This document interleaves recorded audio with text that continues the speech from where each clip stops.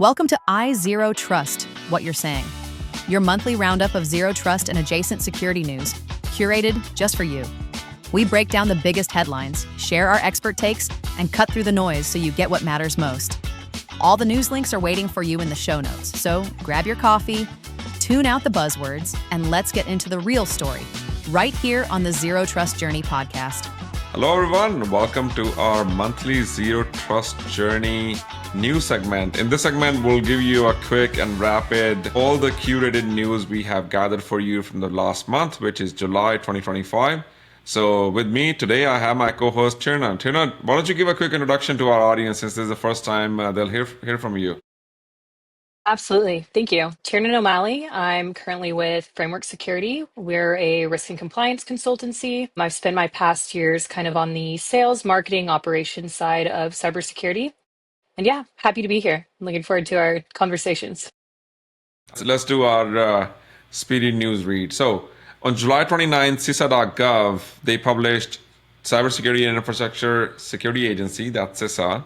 They releases part 1 of Zero Trust microsegmentation guidance. I think this is the first release of microsegmentation in Zero Trust part 1. There will be more sequels to it, but this really focuses on microsegmentation as critical to prevent lateral movement and reduce attack surface. This also serves as a guidance intended initially for federal agencies, but applicable across all industries. As I said, this is the first installment, but there's going to be more to follow. Absolutely. And then going into another very interesting topic, July 21st, one of the most compelling developments this month comes from the Hacker News, which explored the growing role of AI in zero trust implementations. The article highlights how predictive, generative, and agentic AI are being leveraged across the 5 CISA zero trust pillars. Predictive models are being used for dynamic trust scoring in real time, evaluating everything from user behavior to device posture. Generative AI is improving efficiencies for security teams by automating triage, scripting, and data summarization. While agentic AI goes even further, autonomously orchestrating tasks like privilege revocation and access adjustments without manual intervention. Cool, actually, because a lot of time we hear that where does AI play in the role of zero trust or vice versa. So this news is pretty cool, actually, for those to follow. Absolutely. Reports are showing that over 80% of organizations plan to adopt zero trust by 2026. So definitely something to keep your eyes on. Yeah, and that again is turn on. In my opinion, a lot of time we hear zero trust is still a buzzword marketing. Mm-hmm. But when I see these stats, 80% and surveys and research, I think it's here to stay. And a lot of people are realizing that zero trust is the strategy that they want to adopt. Yep, absolutely. Strategy and culture, just bringing it all together. So then moving into our next, July 16th, the Trump administration focuses on Zero Trust 2.0, cybersecurity efficiencies. In a recent briefing with the Information Security and Privacy Advisory Board, Nick Polk of the Office of Management and Budget described the Trump administration's forthcoming cybersecurity blueprint, dubbed Zero Trust 2.0. Unlike the comprehensive federal Zero Trust strategy introduced in 2022, this next phase emphasizes targeted improvements with measurable impact. Rather than broad mandates, agencies are being encouraged to invest strategically in a few high priority areas to ensure maximum return on cybersecurity investment and reduce duplication. This again is another testimonial to exactly what I was talking about a minute ago, where zero trust is here to stay. If we are already working on zero trust 2.0, that means we have enough evidence and data that we need to mature and evolve from zero trust 1.0, right? So again, for those who are still thinking about zero trust, think of this as a strategy and consider it. As it keeps getting reiterated, we're really seeing that adaptation and people are really welcoming it. So definitely, as you said, over the years. On July 3rd, TS2.tech, they reported major cybersecurity and zero trust developments. So in this one, they talked about comprehensive review of incidents and trends, major breaches, ransomware waves, and regulatory shifts. They highlighted the transition of zero trust from niche concept to mainstream enterprise architecture. And this makes me happy, honestly, when I see or read on any of this, where it's not something that's discussed in smaller circles now. It's a mainstream conversation and covers both policy developments and vendor innovations during the period.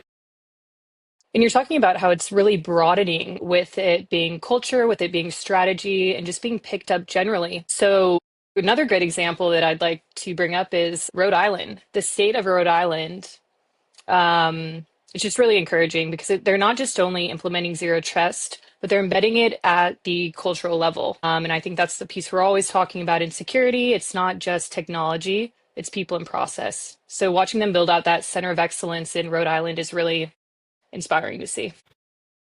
We covered this one in the last episode as well, where NIST published the 19 zero trust architectures. This is working with different vendors who actually believe in zero trust, and they're building the solutions and platforms around that.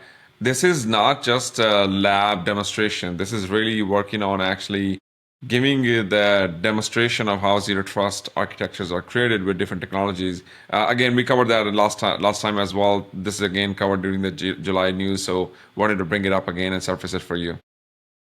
Absolutely. And this long awaited release bridges the gap between zero trust theory and execution. So it's offering IT and security teams detailed examples of how they can operationalize zero trust across real enterprise environments. These environments use artificial intelligence to consistently monitor, adapt, and secure endpoints and workflows, often without human intervention. It's a really powerful shift that reinforces why zero trust strategies must evolve to align with AI first architectures. And on July 21st, IT Pro actually reported engineers are bypassing legacy controls.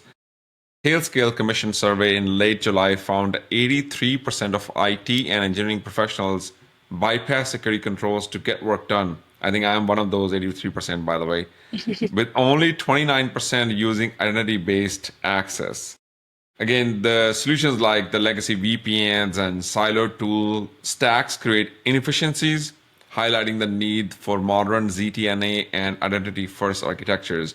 We covered that a little bit with the session with Anupam, VP of Product Management from Palo Alto, where again he bolstered that conversation where it cannot be the traditional technologies fitting into your zero trust architecture. You have to look into modern, innovative solutions that can actually support your architecture. So the findings made it clear that this is not where leaders want to be, so that their IT people are escaping or skipping those security controls that they are setting it up. So through those zero trust network access, ZTNA was pointed to be an aspirational process for respondents to adopt. Just 29% said they use identity-based access as their primary model.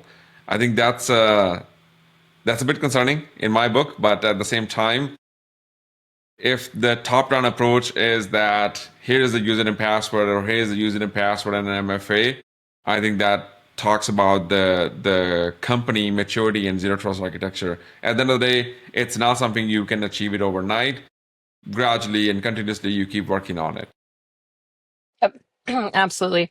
And looking at the bigger picture, I mean, legacy controls are really holding teams back. And security leaders are facing a clear dilemma: enforcing rigid policies that slow down teams or accepting risky workarounds that compromise security posture. So, unfortunately, many organizations are still relying on tools and methods designed for a perimeter-based world that no longer exists.